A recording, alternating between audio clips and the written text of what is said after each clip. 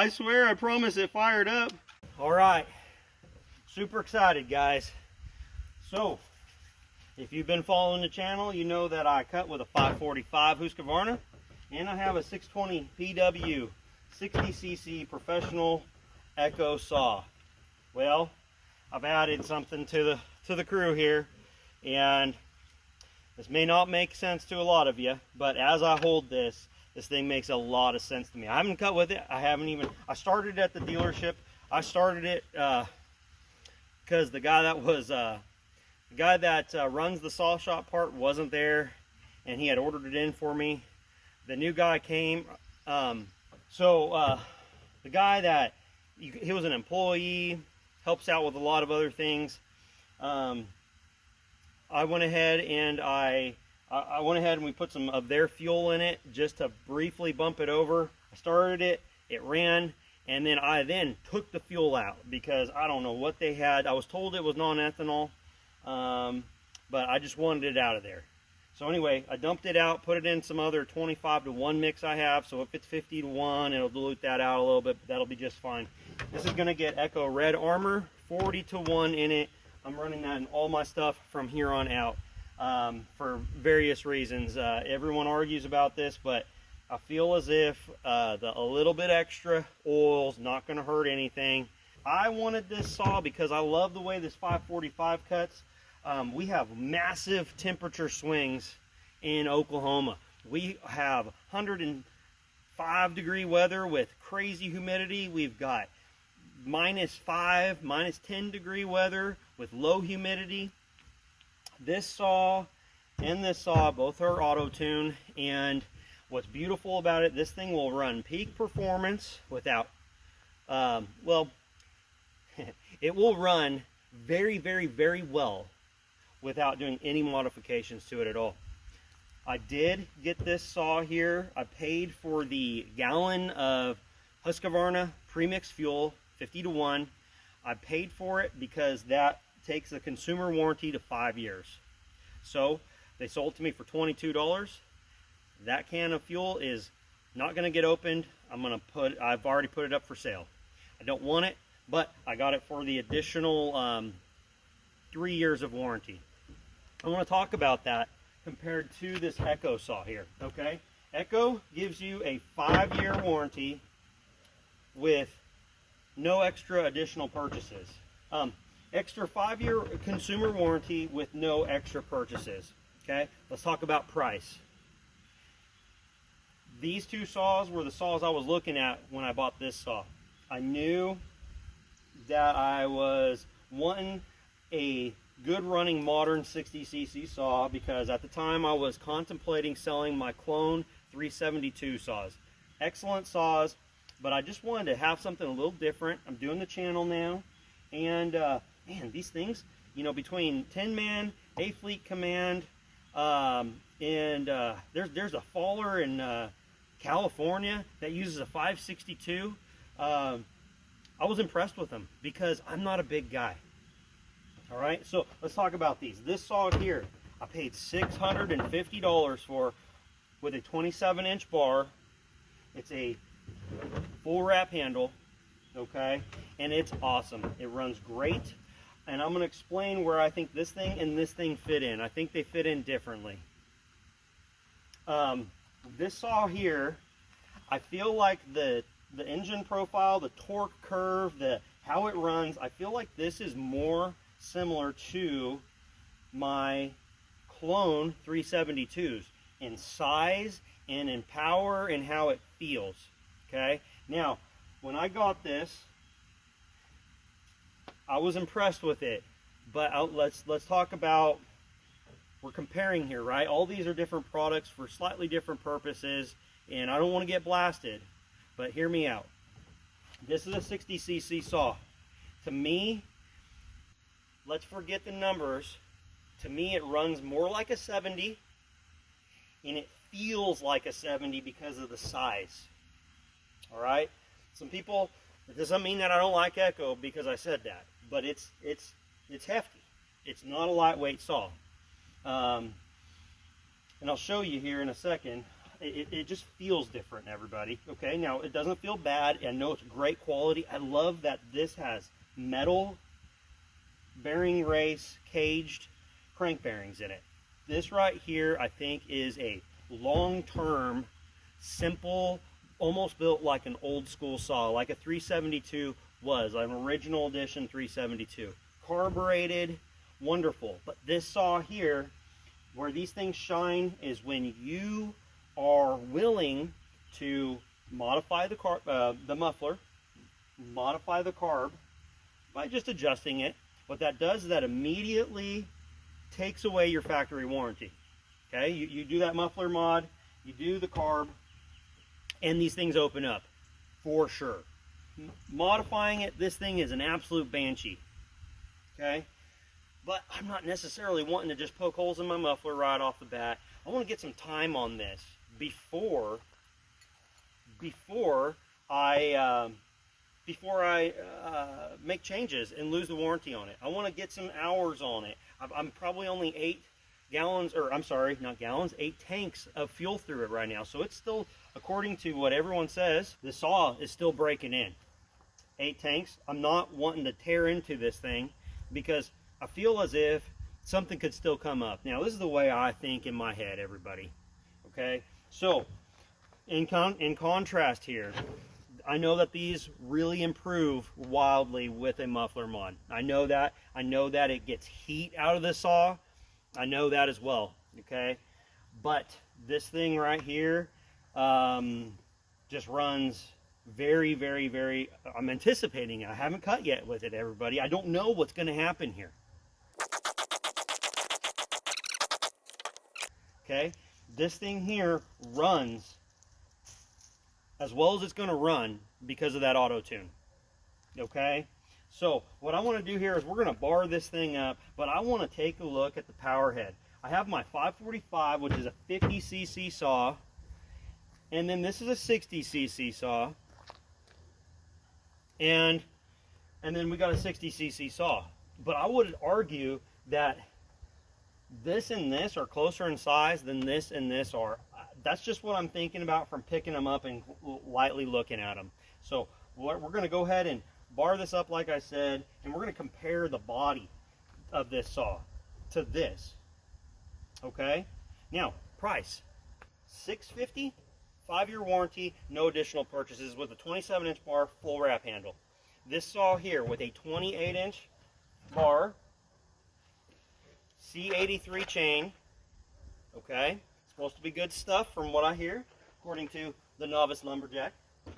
So we got a 28-inch bar, and listen, I'm not going to be burying this thing constantly in wood, but this saw, I think it makes sense to spec this saw out with a 28-inch bar was $10 more than a 24. Well, I'm not going to buy this with a 20-inch. I have 24s, and I would love to have a 28 because it will work here and it will work here. Perfect, perfect, perfect. I can cut big wood with it. I have big pines sometimes.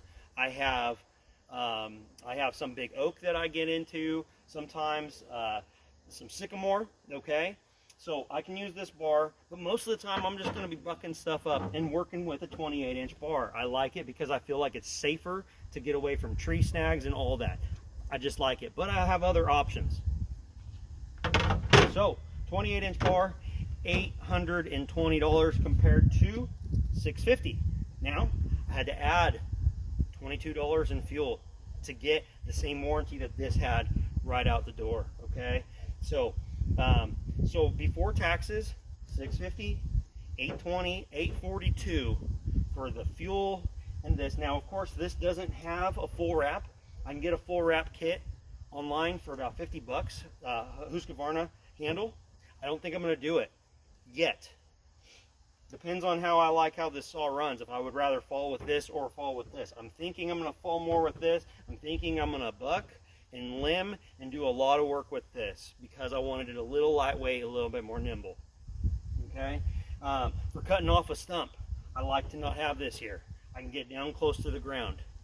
But the beautiful thing is, at some point, I can get a handle off of a 620 without this, or I could buy a Timberwolf handle or whatever, and I can go ahead and set this aside and keep it, and I can, for 50 bucks, I can go ahead and put another one on here. So realistically, there's a $200 spread here to have a 5-year consumer warranty, to have a Husky with auto tune, to have an Echo with regular carburation, and probably a more stout bottom end. Okay, this saw here represents technology. It represents more of a modern era. It represents a computerization. It represents compactness and fuel efficiency, and a saw that's going to run at its peak performance according to what the coil and the carb deem off of the sensors and how it's running. This saw should run very well. There's not going to be that bat noise that comes out of this. Okay, it's going to run more like this. Now, with that can come difficulties, right? Computers mess up. The little actuators that turn the high and low needle and the idle, those can mess up. I understand that. But also, here's one more thing. Besides size, besides everything else, the air cleaner on this, oh my gosh, is so nice compared to this. Yes, we've already talked about this. I don't want anyone to get upset, but I'm trying to help the person that's trying to decide between these two saws. Okay, air cleaner on this needs help from the factory. You're going to spend 20 bucks on a kit. If you're going to buy O-ring and washers, if you're going to buy a kit form, or you can buy the Redbeard setup, I believe it's around $50. So right here, to get a filter that's as good as this, you're having to upgrade this for another 50 bucks. 20 to 50. Actually, I would say 50, because I like the filter in this better. The pleated filter is better than the cotton flocked mesh that's in these. Okay, I think it's better. I feel like it's a better filtration. So again, this is for the person that is wanting to compare these saws, because I think this is the best value out there by far. But when you think about making this catch up to this in terms of to get this at its peak, you're talking about a little bit of modifications. You're talking about an air cleaner change, an air cleaner setup change. Okay, so again, $200 difference if you don't modify anything, and they're similarly spec'd. All right, so now what we're going to do is I'm going to move the camera, and we're going to go ahead and kind of compare the saw bodies here, and we're going to take a look. So let's go ahead and do that. All right, I'm going to go ahead and throw this bar on here just so we can do a little bit better of a comparison here. So I've already loosened up these captive bar nuts, same on the 620. Looks like these are shipping. I don't believe those belong there permanently. So I'll throw this bar on here.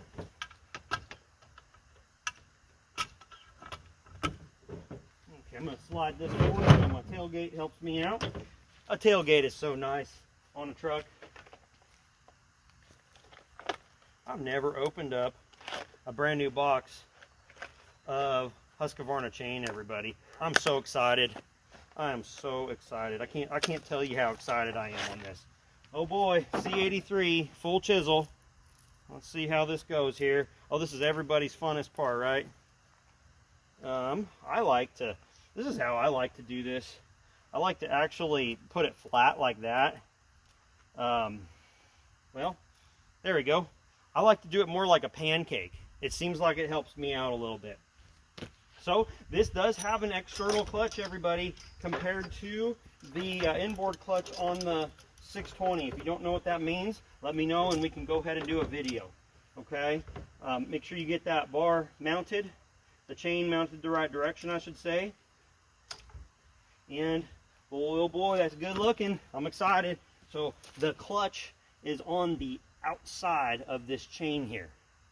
Okay, the clutch is inboard like on the 372 and like most other saws, really. Realistically, that's like that. Oh, this is cool. The handle is not attached to the clutch cover, which is nice. I think that's like on that 545 too. But it's the first time I've looked at this, everybody. First time I've done this, I should say. So if there's a problem, you are going to be the first to know about it, because I have not played with this saw at all yet. loosening that up. There we are. Go ahead and thread that on here. It's always intimidating to do a chain and bar video, barring up something on camera, guys, because you know how this goes. Sometimes it is goes smooth, and sometimes it just doesn't. So we're going to go ahead, and it's got the side cover adjustment right here. So we're going to go ahead and tighten this up a hair. Still could use some more.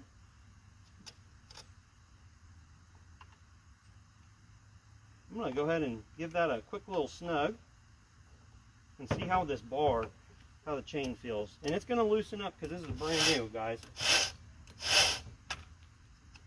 Okay, I think we're going to run it right there. And did you notice I went ahead and held that on there? That goes ahead and gets that tip up. That's just how I like to do it. Alright, this saw does not have fuel in it yet.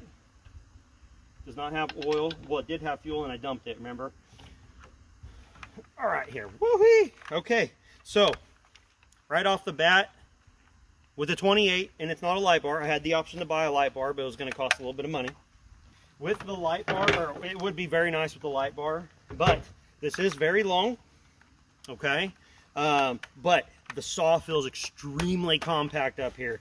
It feels very compact, okay? So let's go ahead and we're going to compare this to this. We're not going to compare weight.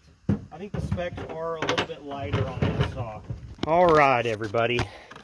This doesn't sit flat like the 620 does because the dog keeps the saw sitting flat. This one wants to fall down on the front nose there. Okay, that's interesting. All right, so we're going to compare this 545 to a 562. So this is like a 550 XP if you don't know. 50cc professional Husqvarna auto tune. 562 XP professional saw Husqvarna. Now, this I could get an equivalent, but a 60cc, it would be called a 555. Okay, a little less horsepower, but I wanted the XP. I did. I wanted the XP on this right here because I'm going to be doing a lot of work. See, that does sit, it sits heavy on the nose. This right here sits better on there, but check out the size difference, y'all. Can you see that? This is compact. This is big. Let's forget what the actual physical displacement is. This is packaged much smaller than this, and they're both 60 cc's. Okay, so when I compare saws, I'm a little less concerned about the cc's and more about size and weight and performance. Okay, so let's see if we can maybe agree here. Let's say that this saw performed equally as well as this, 50cc versus 60, and it's lighter. Let's say it performed equally or better, or let's say maybe even just slightly, a hair under this. They're both the same price, $650, $650. Tell me, which one would you rather use? Okay, we're not going to talk about the quality of the bearings in these. Okay, the fact that they can smoke themselves. I think there's a lot to do with people running them dull, running them like a scalded dog. I've worked with some guys that run, and the saws never come down on RPM. Everybody, I think there's different ways that people run their equipment, and I'm not that guy. So I'm hoping that these will last me long term. Okay, but if this performs equally with this, why would you carry this around? Unless this is what you had, right? Of course. But what we're talking about is if you have a choice between buying this for $650 and buying this for $650, if this performed equally, then why would you carry the larger one? Okay? Now, these are more money right here. Absolutely more money. This is more money than this. But this is bigger. I'm thinking of this personally more as a 372 replacement, and I'm thinking this is going to run like this should feel and run like this ought to feel and run. My expectations of a 60cc saw, right? So this one here, I mentally think that this is more like a 70cc saw because of how it feels and its torque and its size. I don't care that it's 60cc. It's huge for a 60cc saw. So I'm going to think mentally 70cc class saw because that's how big it is. This is a 60cc saw. It is much more compact. Controls. Cool, it works. I like the switch because the switch is really good quality. This is not gonna fail, everybody. That's a great switch, okay? But I bump it with my thumb, I do. I prefer this over the Stihl setup because I hate the pressing up for off. That doesn't make any sense to me. Okay, so here we are. This is the setup, everybody. You can tell that this saw is narrower than this saw. I mean, look at that thing right there. That compared to that. I mean, I don't know if we can do this. Yeah, that's not going to work very well. It's a more compact saw. Yeah, it's a smaller body. All right, so that's what I was after. Plus, it's beautiful. It's like this is like a push rod V8, and this is like a like a V10 insane F1, or just some sort of like F1 car engine in comparison. Okay, that's how we want to compare these. They're different ways of accomplishing the same thing, different torque curves and so forth. So we're going to go ahead and get some oil and some fuel in this. We're going to make some cuts. I'm super excited, everybody. One more quick thing, everybody, is air cleaner setup. Okay, simple, unscrew that. You do have to pull the choke out to get this cover off. Okay, and now this air cleaner is available. This one here, I do like this setup because I feel like it's a nice setup as well. Nothing wrong with this at all. Absolutely nothing wrong. And here we are. So let's take a look. A lot of surface area here compared to this, but I love this this setup here. Let's go ahead and bring the camera around here. That's choke right there. And off. It just makes a lot of intuitive sense. Some of you might be wondering why I didn't buy a Stihl. Because it's too stinking expensive. I called the Stihl dealership, had them quote me on a 362. Okay? Longest bar that saw comes with from the factory is a 25-inch bar, which is probably adequate because from what I can tell, a 362 is the least powerful out of these two saws. If you were to have that right here, I think it would be the underdog. All right, so it was 25-inch bar. Not only that, it was 900. I want to say it was 970. I want to say it was $974. Okay, this was high. I felt like at 820 with a 28-inch bar. And on top of it, this saw, I think pretty handily, is shown to outperform a 362. So why would I buy a 362 when I already have this? I want good performance out of my 60cc saw, right? So anyway, air cleaner setup here. This is just a good setup, everybody. Very, very good. This is simple. It needs modification if you want to keep your intake clean, because fines, everyone knows that. If you don't know about that, research it. People change these filters. This is a superior setup. But again, we're talking about more money. So anyway, we're going to go ahead and get this all clamped back down. This just feels really nice and good. Very, very good. This goes on here. This works well. Just simple. Just simple setup. That's the difference. Simple, complex. Simple, complex. All right. I like the fillers on this way better than on this. Yes, these are simple. These probably won't fail because they're just simple caps. These have the flips and they're great. I'm gonna go ahead and put my 40-to-1 mix. I'm gonna put my bar oil in it. Always remember to give your fuel a shake to see if I can spill or not spill. See what happens here. Red armor, you can see that red fuel.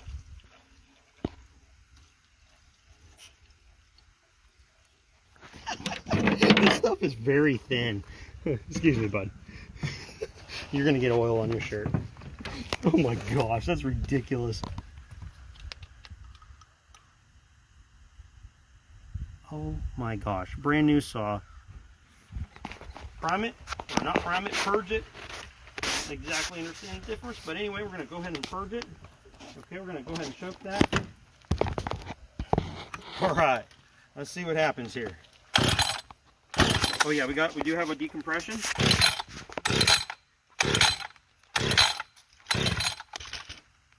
Oh, wouldn't that be something? All right, had a little camera issue. I haven't got this thing to fire yet, everybody.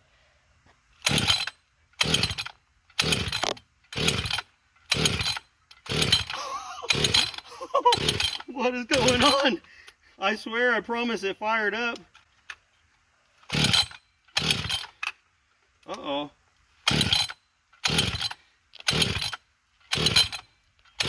Oh boy, okay. Let's troubleshoot a brand new saw. Alright. Got myself flustered, y'all. Alright, decomp is off. Let's see what happens here. Alright, I pulled this thing another 20 times, y'all. Check the plug, all that. It just bumped over first time. So, let's see what happens here.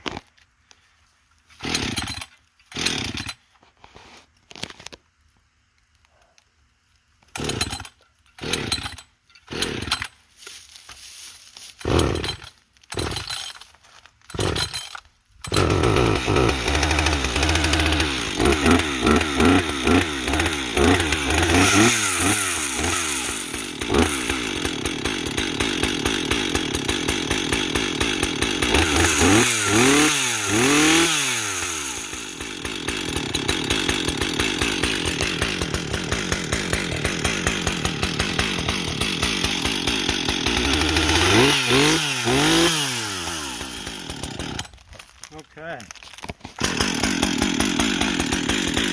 I'm gonna let this sit and idle. It might be because of the fuel change, going from 50 to 1 to 40 to 1.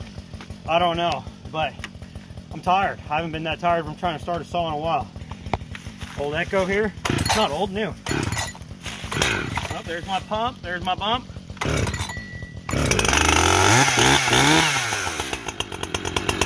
right.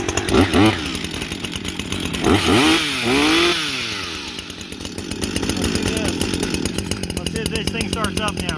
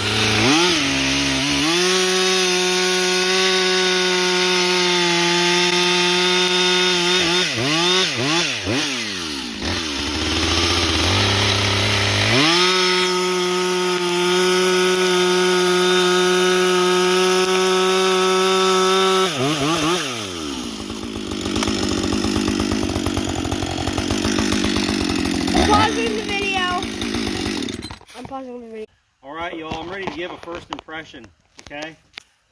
The bads first. Actually, there's a couple sets of bads.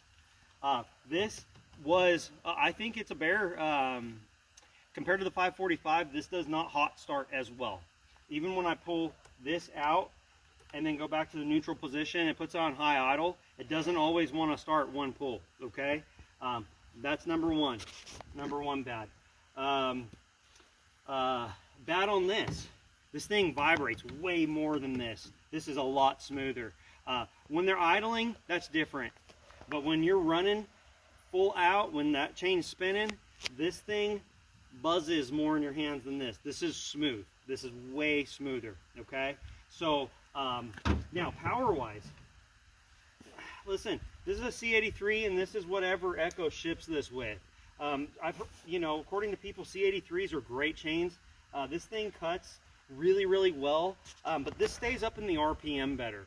It just does, okay? I wouldn't say, I honestly don't feel as if this has so much more grunt that this is, doesn't have the torque. I can't say that, honestly. I thought that this would want to clutch, like the clutch would slip real quick. It wasn't doing that, guys. I mean, I'm kind of surprised. This actually pleasantly surprised me. This, of course, runs in tune.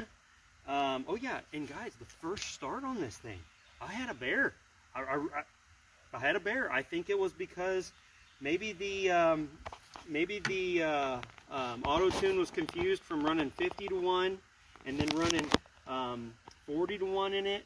You know, because I only ran 50 to 1 in it for literally 30-45 seconds and then turned it off, put it in the truck, and it hasn't been started for a few days. Put 40 to 1 in it, and I don't know. So now this is the bad here on this 562. That was kind of one. There's a few. I've got one more thing here I'm going to show you. I wanted to see if my oiler was turned up all the way, right? So take a small screwdriver, because you don't want to put a lot of torque on these because you can break them. Set this on my foot.